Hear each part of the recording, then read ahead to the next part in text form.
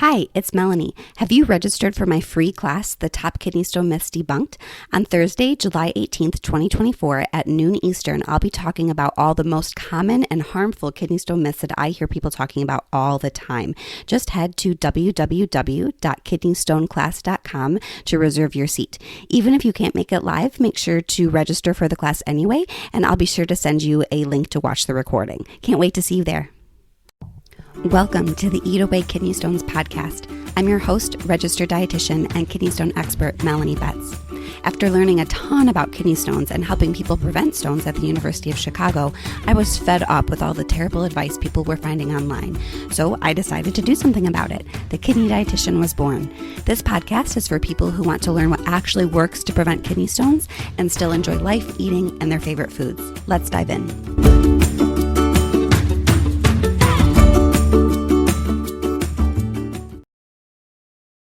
Hello and welcome to the 53rd episode of the Eat Away Kidney Stones podcast. I'm your host, registered dietitian and kidney stone expert, Melanie Betts. And today we have a listener question. So let's listen in.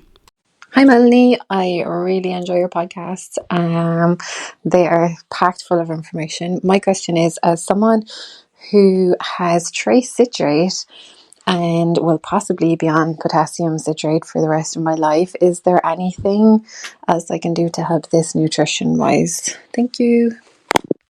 So this is a really wonderful question, and of course I get a lot of questions in general about citrate, and so I thought it would be a good one to tackle on the podcast. So before we talk about ways that we can increase urine citrate, I think it's really important to make sure that everyone kind of understands what citrate is and why we care about it so much in the kidney stone world. So citrate is simply a molecule. It's actually an alkaline or basic molecule, which is important for the discussion later, and it is a really powerful inhibitor of calcium-based stones. So citrate can bind with calcium in your urine, and it makes a complex that is dissolvable. So literally when citrate can bind to calcium, that basically dissolves away the calcium, which is wonderful because, of course, we know that having high levels of calcium in your urine is a very big risk factor for stones and probably is the thing that really drives most people's stone formation. And so this is pretty sweet, right? The more citrate that we have, the less calcium ends up in our urine or is available in our urine to form kidney stones.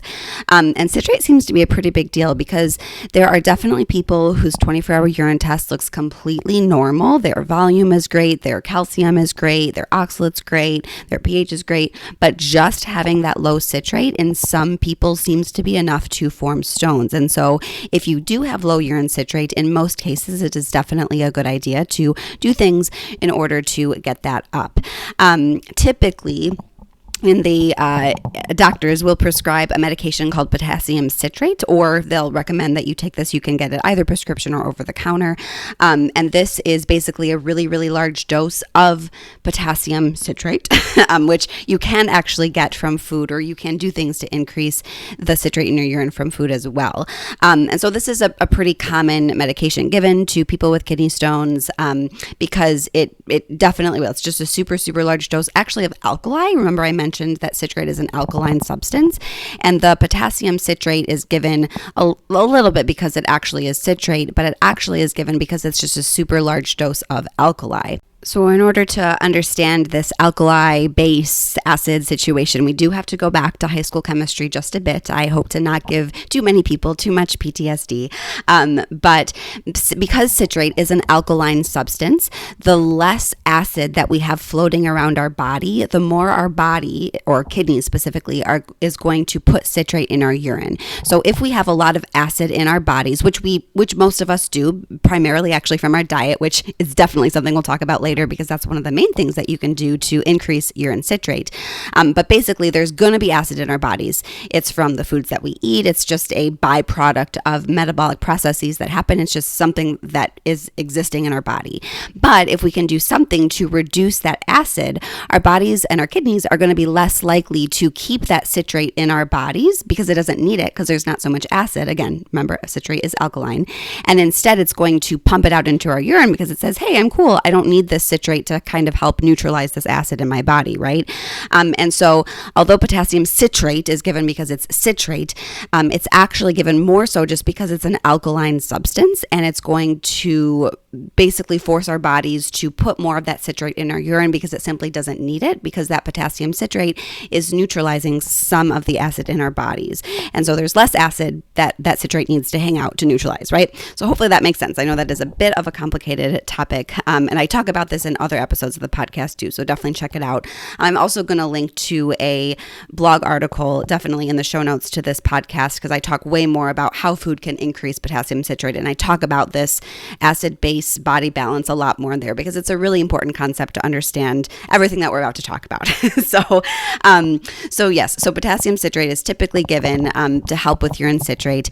I will say that very often potassium citrate is given to people without a 24-hour urine test. This is maybe something that urologists just feel is beneficial and don't necessarily check to see if your citrate is even low, which actually could be problematic because potassium citrate is an alkaline substance. It is going to raise your urine pH. It absolutely will, because it's a large dose of alkali. So it's going to make your urine more basic or less acidic, which for many people is actually a bonus and is a good thing, because low urine pH very much predisposes us to uric acid kidney stones and perhaps a little bit calcium oxalate stones as well. But if our urine pH is too high, it actually can predispose us to calcium phosphate stones, which isn't great either. And this is a very delicate balance. There are certainly times when potassium citrate is still warranted despite a high urine pH, but it's going to very much depend on what else is going on in your urine and your diet and those types of things. So don't feel that if you have high urine pH, you cannot take potassium citrate, but just know that it's really important that if you are taking potassium citrate, it's critical that this doctor is looking at your 24-hour urine test to make sure that everything still makes sense and it is appropriate for you to be taking potassium citrate. Because as you know, if you've been around me for even 5 minutes, you know that there is no one treatment for kidney stone prevention. There's no one treatment even for the same type of kidney stone, right? Every single person with kidney stones is going to be completely different. People are forming calcium oxalate stones for a gajillion different reasons. So we really need to understand what's going on in your urine in order to prevent stones effectively. So another thing that is typically recommended to help increase citrate is lemon juice. So lemon juice does have a fair amount of citrate in it, somewhere between 1/4 to 1/2 cup. This is highly variable, so we'll probably err on the higher side. Around 1/2 cup of lemon juice is equivalent to the typical dose of potassium citrate that is prescribed. But notice that is 1/2 cup of lemon juice. So that is a lot of lemon juice. And so the recommendation to, maybe add some lemon to your food or squeeze some lemon in your water. It's going to help prevent stones. Honestly, doesn't make a lot of sense to me, because you're very unlikely to get that 1/2 cup of lemon juice if you're just squeezing a couple wedges into your water. And also, likely, this recommendation is given without really diving into your urine test to understand if it even makes sense for you to be focusing on citrate in the first place. And so lemon juice is certainly recommended because it is a pretty large dose of citrate. Side note, lemonade is sometimes recommended by well-meaning people and doctors because, of course, lemonade has lemon juice in it. However, lemonade is associated with a higher risk of kidney stones, likely because of the sugar. And so, plus, you'd have to be drinking an awful lot of lemonade to get that 1/2 cup of lemon juice. And so lemonade is not really the best thing for kidney stone prevention. Sugar-free lemonade, so Crystal Light lemonade specifically, actually does have a fair amount of citrate in it and can be a viable way to get citrate if that makes sense for you. So wanted to throw that out there too, because people will always, always, always bring up lemon juice in the citrate conversation.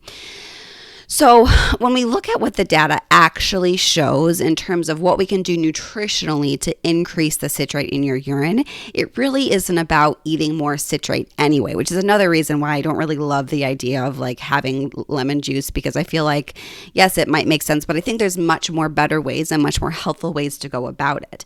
So we know that medically, potassium citrate, like the medication or supplement, absolutely can increase citrate, but there's other things that we can do nutritionally to increase it as well.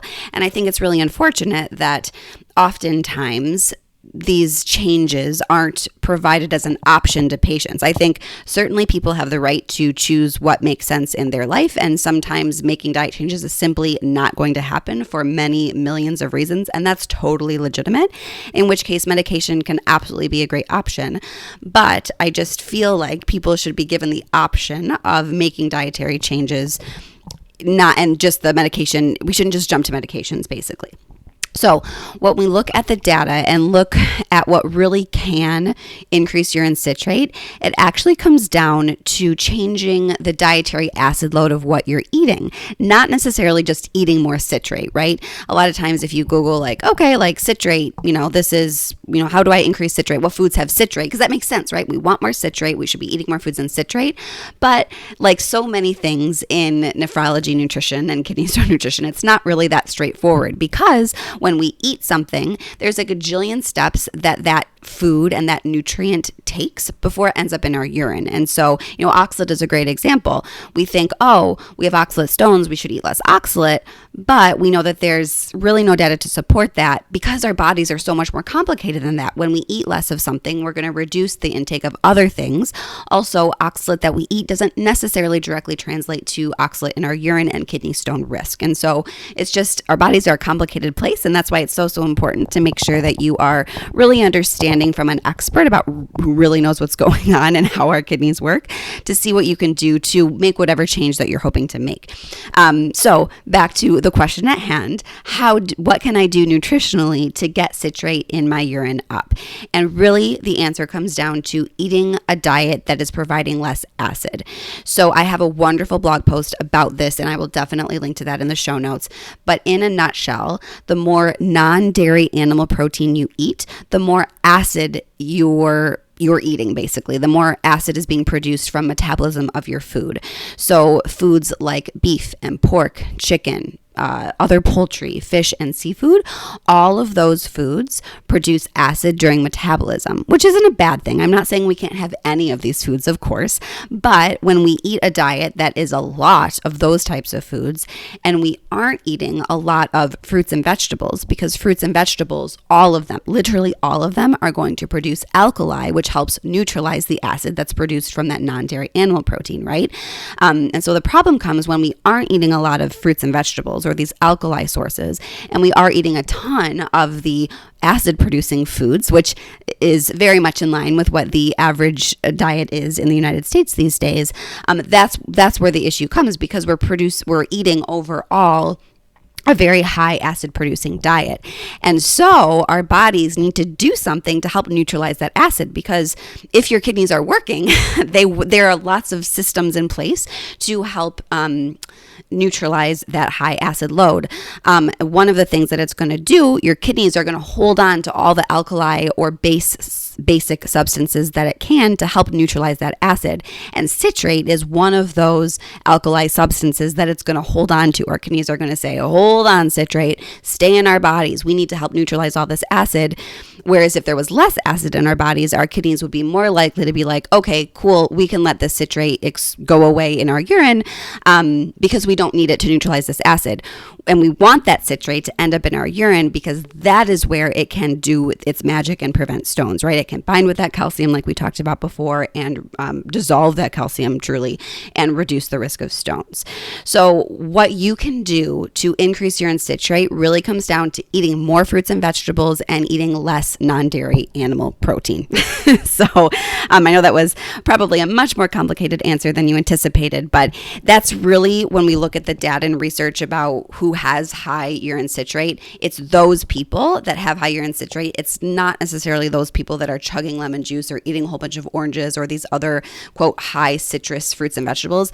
I do not care which fruits and vegetables you eat, just please eat them. It's more about quantity and variety than focusing on some specific ones when it comes to increasing that urine citrate, because again, literally every single fruit and vegetable is going to produce alkali.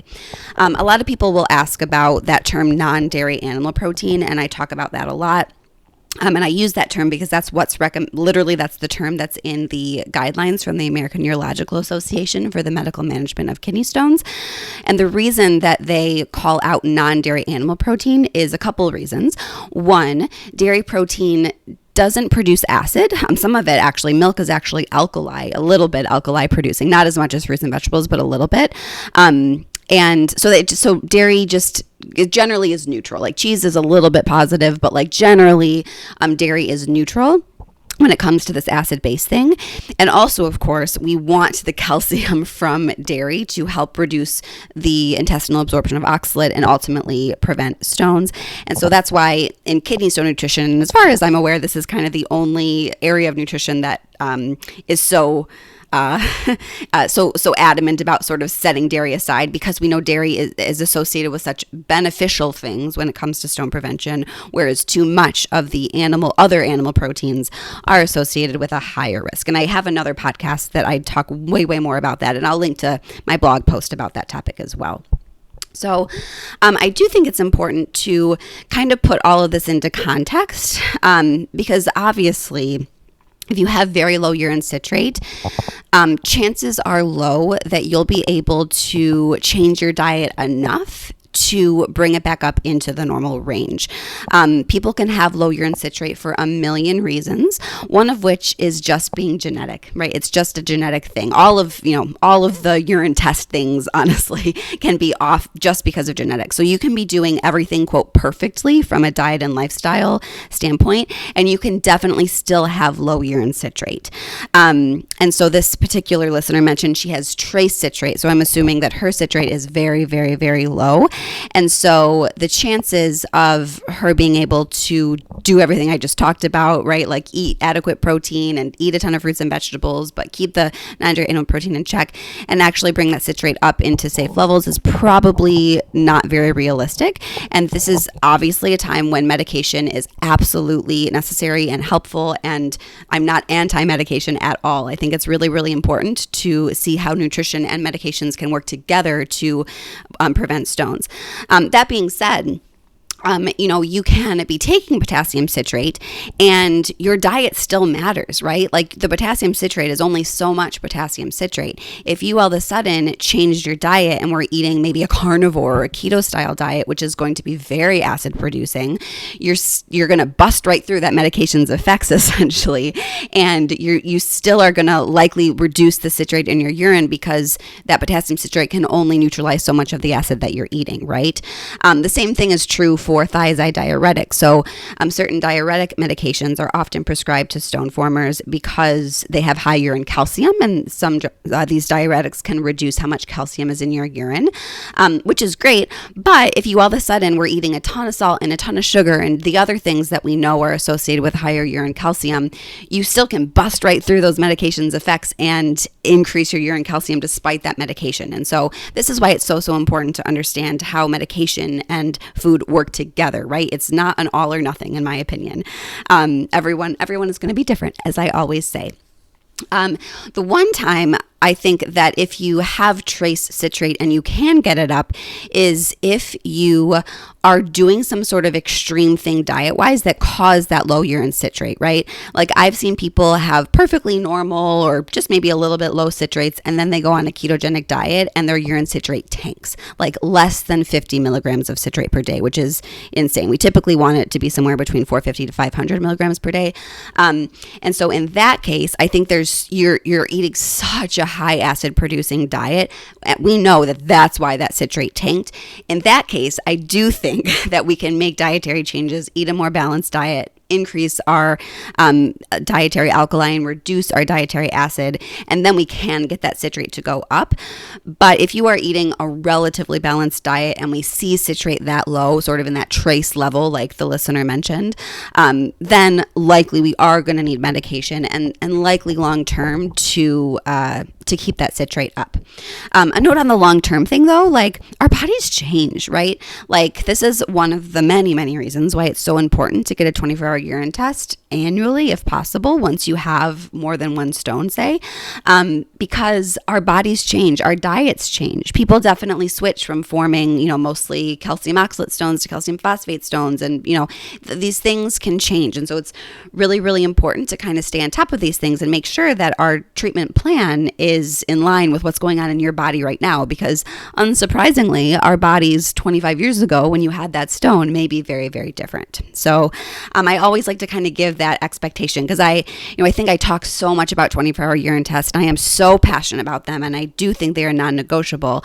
But that being said, nutrition is just one of the 80 million things that is going to impact the results on your 24-hour urine test. Genetics, medications, where you were, what you were doing that day, right? There's tons of different things. And nutrition is only one piece of the puzzle. It's a very important piece of the puzzle and a massively underutilized piece of the puzzle, but it is only one piece. And so just always kind of like to make sure that people understand that they're not doing anything wrong. I think that's another thing is when people get the urine test and they feel like they've been working so hard and those numbers maybe aren't quite as improved as they had hoped. I just like to be like, it's not your fault, right? Like there are other things going on. There are other benefits, right? Even if we don't see massive improvements in the 24-hour urine test, although I will say the vast majority of time we do, even if we don't see everything perfect, everything we talk about for kidney stone nutrition is just like good nutrition, right? All of us shouldn't be eating a ton of salt. All of us should be eating a lot of fruits and vegetables. None of us need to be eating a ton of meat all the time, right? We should be drinking water. We should be getting in enough calcium for our bones, et cetera, right? And so even if you don't see those numbers go into the quote normal perfect range, likely they're going to be at least moving in that direction. And you know that whatever changes you've made are good for your body overall. You're doing good things for your health overall, because after all, our health is a lot more than just kidneys. Obviously, kidneys are very important, but there's a lot more to it. So I hope that answers your question about what you can do to get citrate up in your urine. It sounds like we're likely not going to be able to get it up with diet alone, but there are definitely things that you can do to support that potassium citrate that you're taking. And with that, I'm going to end this episode of the Eat Away Kidney Stones podcast. If you have a question that you would like to get answered on the podcast, please submit it. I would love to hear from you. I absolutely love doing listener question episodes because I know that I'm giving you content that is very helpful for you because you asked the questions. And so if you just head to kidneystonepodcast.com, that's kidneystonepodcast.com, you can record a question for a chance to get answered on the podcast. So again, with that, I will close this episode of the podcast. I hope everyone is having a wonderful summer, and I will talk to you next week. Thank you for listening to today's episode. For more help with kidney stones, check out my website, www.thekidneydietitian.org. For more personalized help from me, check out my online course, Kidney Stone Nutrition School. VIP enrollment includes help directly from me. I can't wait to see you there and help you prevent kidney stones. Have a great day.